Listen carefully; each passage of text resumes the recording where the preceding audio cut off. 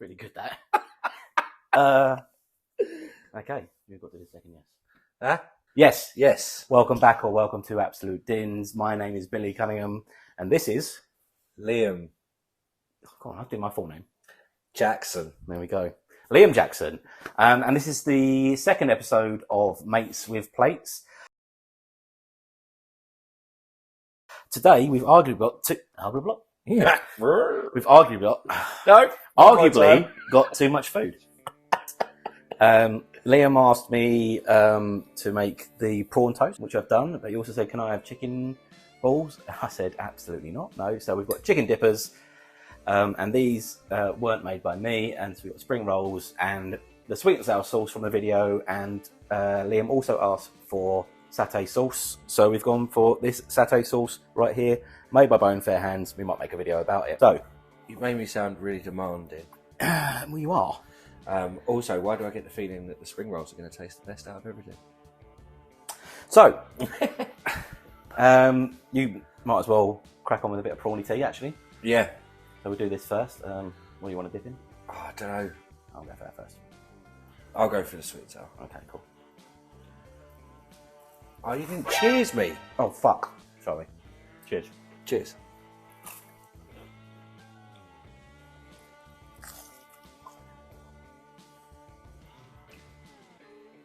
This has been Mates with Plates. Cheers, mate. I'm taking the plate. Absolutely ridiculous. So we're going to go for the first question. I genuinely have been scared about this all day. Really? Yeah, Oh, because I know you. The first question is absolutely fine. Yeah. Tell everyone about yourself. I'm Liam. All right, I've got a mouthful. Our friend Dave would introduce me as a father of three, master of none. Shout out Dave Irving. I'm a musician, play bits and bobs. We're a somewhat successful cover band called Hog Roast. And in my spare time, I like eating. That's great. So this worked for me. I'm going to go for... Sorry, mate. You were asking me to talk, but I'm Okay. really... Yeah, no, crack on, mate. Honestly. No. I'll ask my next question. Oh! It's all right. A peanut on my shoe. So, friendship. Mm. How do you know me? We met 10 years ago now. Mm-hmm. Now, if my memory serves me correct, it was Matt Tillman and someone else that came in and asked about Panic. Michael Redbridge? Redbath. Redbath, Yeah. there you go. And then you came in shortly after, and that was kind of it, really. Mhm. After you came in once and then you never left. And I'm grateful for that as well. You got me one of my favourite presents, actually, Really? which was a mug with Pearl Jam lyrics on it. It was, yeah. That was... From my 30th. No. Before that. Also, side note, me and Liam did meet like about 10 years before. Oh, yeah. I worked there. No, I was 16. Right. 20 years. Yeah. But we didn't really know each other that well. No. We worked in the same place at the same time, only because our calendars sort of like came up with the same thing, but you had left pretty much 2 weeks after I started. I got sacked. You got sacked. Which was fun for me. Are you just firing me, or? We can go for a question if you want, mate. I haven't heard you answer this. I suppose you've only done one. Best meal you've had. Fuck's sake! That was double. Best meal I've ever. Yeah. Best meal you've ever had. That's a really tough one. Or is there like a stand out? Maybe not the best, but like a best restaurant you visited. One that springs to mind at the moment, that we went to Croatia a couple of months back, and we went into this like fish restaurant. It was cool as fuck. It was very like small menu, but we had this octopus burger that was in like a squid ink bun.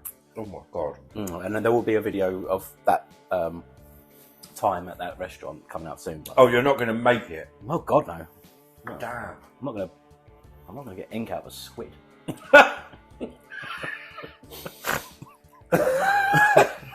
But yeah, that stands out. That was insane. But then the food over there is insane. I love seafood. You know, we had an octopus salad which blew my mind. It's just a lovely place in the world to go. Can I introduce you to a chicken dipper? You can, yeah. Okay, so my next question is a double-ended one. So, Is it? Wait. So your relationship with food. Now I'm going to split this into two. So Liam is recently sober, Yep. and we'll come on to that in a bit. As we probably all know. Yeah. This is what I was scared of. Yeah, go on. So your relationship with food beforehand, and I'm not going to touch on sobriety too much. And if you want to listen to that, you go on a podcast called From Chaos to Connection, which is available on loads of streaming platforms. And I'll put a link downstairs for that. So yeah, your relationship with food before sobriety, like as a hangover, used to eat a lot of shit. Yeah, so it started off as a uni thing. Being at uni, you've got to find out about money. What you're going to spend it on, good food or going out on the smash. So you would find combinations of things that didn't taste too awful, that would fill you up enough to go out on the smash. Yeah.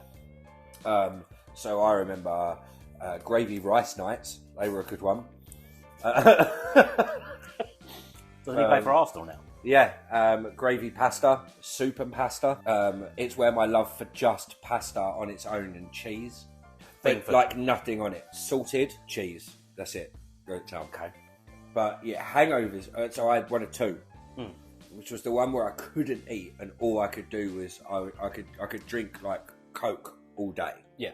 Or I had the one where I couldn't stop eating, and on those days I could have fried breakfast in the morning, a Burger King in the afternoon, and pizza in the evening, and I still would be hungry. And then people wonder why I got up to 25 stone. That you did. So obviously I'm sitting here now, absolutely stuffing my face with shit. But your choice. It did not make me eat good. But yeah, so you're absolutely right. It was horrendous. Yeah.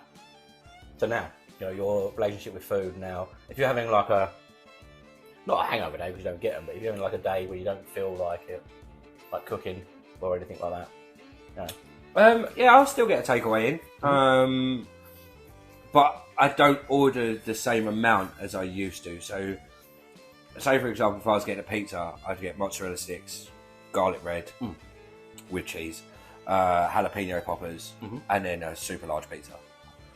Whereas now I'll get a medium or a large pizza. Yeah. I'm not gonna lie. And maybe one of those sides.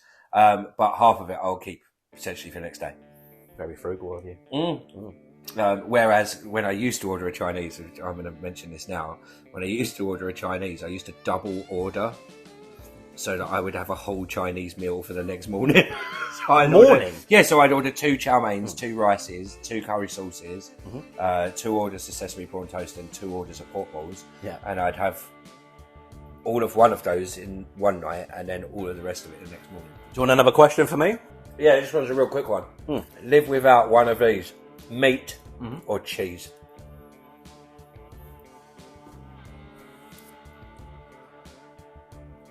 You just double dip. Yeah, I double dip. How was that, mate? I'm fucking shut up a second. That's unreal. It's what I imagine Chinese Christmas would taste like. Sorry to any Chinese followers. Eat it, and then you'll understand what I mean. Mate. Well, good. I'm going to say cheese. No, I'm going to say meat. No. Yeah, it's tough, isn't it? Yeah. Meat. Yeah, I'll go with that meat. I'd probably do the same, as long as that didn't include seafood. Okay, fair play. Liam. Oh, what's coming? Go on. You're a singer-songwriter. Okay. You've written songs before, right? You're also married, right? Yes. Did you write anything for my wedding? No. So would you like to tell everyone? No, really. I'm so glad you mentioned this story. No, I didn't write anything for my wedding yet. Whilst stood in front of all of my best friends and relations. And your fiance at that time? Well, she was within minutes. Seconds from being my wife, and it was a questionable couple of seconds. Yeah, we'd agreed not to write our own vows, and the celebrant turned around and went, right, Liam's now going to say a few words. And then she stopped there. And I shit myself. And so I, as Billy likes to say, I freestyled my own wedding vows. Which consisted of... I love you. You're the best. There's no one better than you. I don't know how I'd live without you. Before, this went on for a good 10 seconds before the celebrant then stopped me and went, no, I'm going to tell you what to say. She lapped that up. She was like, this is comedy gold, I'm going to let this go on for a minute. And then, so yeah, now I get periodically, not even on our anniversary, just periodic messages from Bill saying, do you remember that time you freestyled your wedding vows? I like to keep him on his toes. One ingredient you couldn't live without. I'm going to go for one of these, but just to be aware, good. these are naff, but... One ingredient I couldn't live without. I want to say chili. Because chili is pretty much in everything I make. It has been pointed out to me before, but I just love a little kick here and there. Yeah, you've always been a spicy boy, haven't you? I've always been a spicy boy. And I feel like I put you on the road to spice. Absolutely.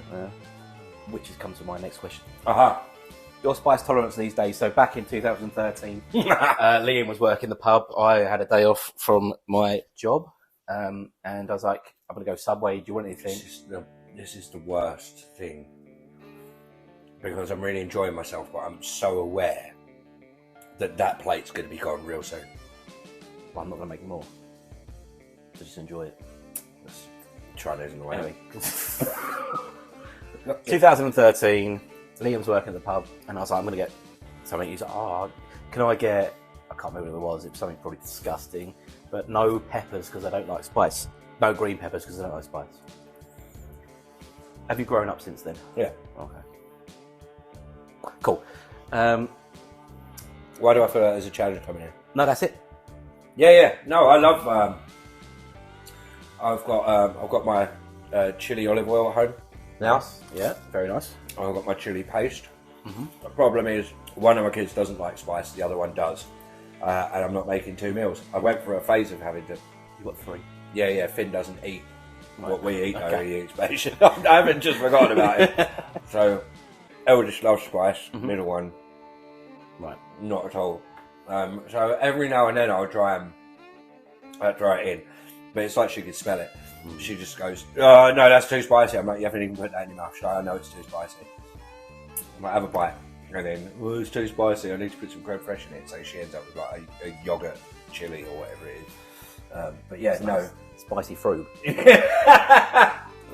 So sobriety. Congratulations to Liam. Were you 6 months in now? What's the date? Nearly 7.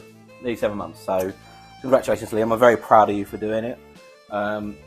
We had a lot of fun memories, drunken fun memories. But we've also, since you've become sober, we've had a lot of nice times doing it.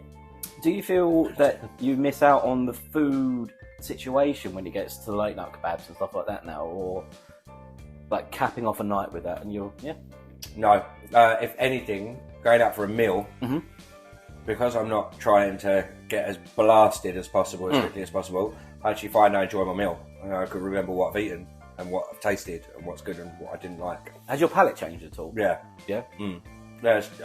I mean, that's been changing for years now, to be honest with you. But what did I eat? I ate something literally the other day, and I went to Holes. Oh, it was here! Custard. Right. Okay. I've never liked custard. Really? No. And I said to you that night, I'm going to put on my big boy pants, I'm going to try it. Yeah. Fucking delightful. You did make it. So I didn't make it from scratch. He could. But yeah, I could, yeah. No. But what I did is I made pink custard for Harriet's birthday, Mrs. Din's birthday, and I put custard with pink.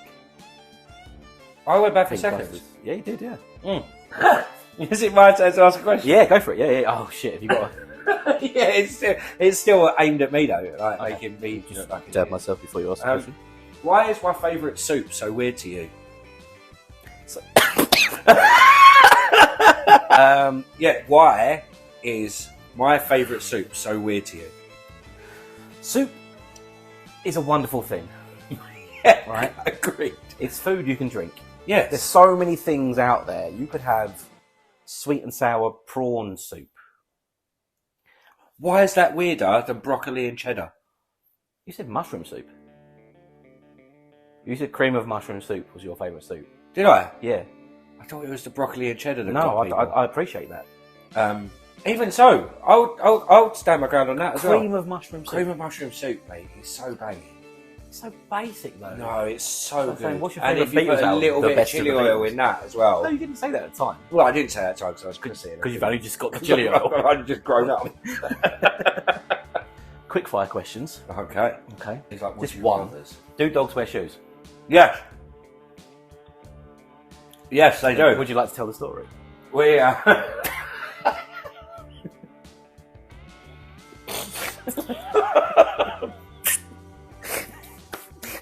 had a mouthful of chicken. Once again, me and you were in the pub one day, Uh-huh. probably drinking far earlier than we should have been. Not me, Mum. No, purely me. Do a podcast about it, mate. Do a podcast about it.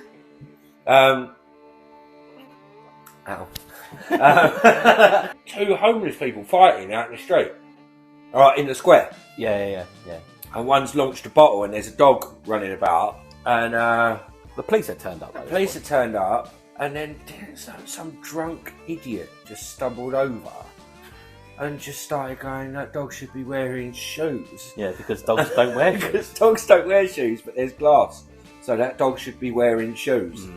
Me and you are stood there trying to have a proper conversation with the copper who wants to know what's gone on. Knobhead is just going, but seriously, officer, that dog needs some shoes. Shut up, mate. Alright, which now has led to any time we see a picture of a dog with shoes, We all said it to each other. we'll send it to each other. I know. I think dogs wearing shoes is a bit more acceptable now, so it's... Yeah, 2023. I've seen it. I've seen it. Got another question? Yeah, I do, because I don't know the answer to it. Well, that's how questions work. Well, no, sometimes you know the answer, but I think the audience will Oh, know okay, the cool. answer. Yeah, most of my questions. Yeah. Do you have... So, cooking kind of came out of nowhere for me with you. Yeah. You just one day were cooking. Like, do you know what I mean? Do you have any other hidden talents? Not like I can show you right now. I don't think so. Okay, you can make a mean hamburger, but not... Yeah, I don't think so. I think, as I said previously, my passion for cooking always came from just watching stuff on TV, being very interested by it. I remember coming here on nights where we'd finish boozing and come here and we'd sit and watch YouTubes of people cooking. Yeah, that was shit. pretty much forced on. But then again, you forced watching Hook. So yeah, we once came back to Isles after a night out, and you was like, "Hook's on, let's watch Hook."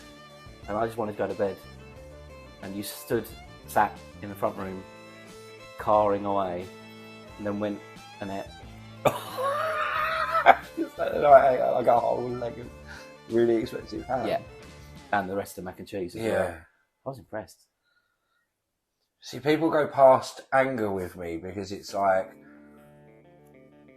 Oh, I was angry. you were angry, but then, as you said, you were still impressed because there was a I was impressed the next morning. fair amount of food Yeah, to less put away. washing up. Yeah, exactly. I was doing my bit for the ecosystem. I've got a couple of questions left. What is your funniest story about our friendship? Yeah, it's probably one of the first ones actually, which is when I took you to the airport, and then I get a text. We kind of did the whole as a joke. Oh, text me when you land. Make sure you get there safe. And I get a text saying, "Now you were the most unorganised person back at this point. Like you couldn't organise a piss up in a brewery. Yeah. I think that's fair to say. Yeah. Still is. No, you're pretty good now, I'd say. But yeah, I get a text saying, "Nightmare, left all me pants at home." And then I get a text a couple of hours later, found the market, have a look at these, and it's just you standing there in fake Calvin Kleins. And I was like, what the fuck? Yeah, so that was, and I think that was the first time that Holly was like, oh, they're going to be friends forever. Because you don't just send like that sort of thing to random people. So that really creased me up. Do you want to know mine?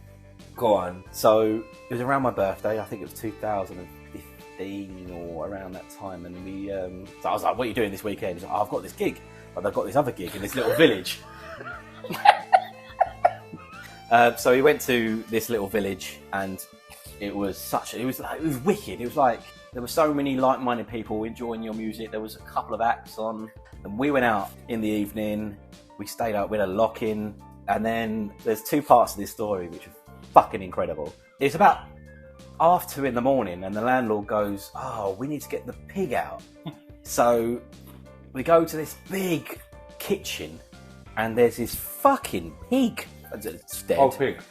And it was like a proper like pivot moment, trying to get this pig out. We're trying to get it into the hog roaster. Yeah, into the hog roaster. And we were dragging it along and lifting it up. And it got to the door, and the snout of the pig was like wedged on the door. So Liam was like, "I've got it." And he sparked out this pig. Just punched a pig and they went through. And the next part of this story was the next morning, how weird villages are. Yes. So I was sitting, you actually went, I think you went for a week. Yeah. We're sitting in this beer garden, and this man comes in with his horse. His horse is on a lead. And this is like, that's very village. And then Liam goes for a wee, and there's a bloke sitting there reading his paper, having a snout. And he goes to the bloke. All I can see is him, bloke look up, bloke with the horse, hands in the lead,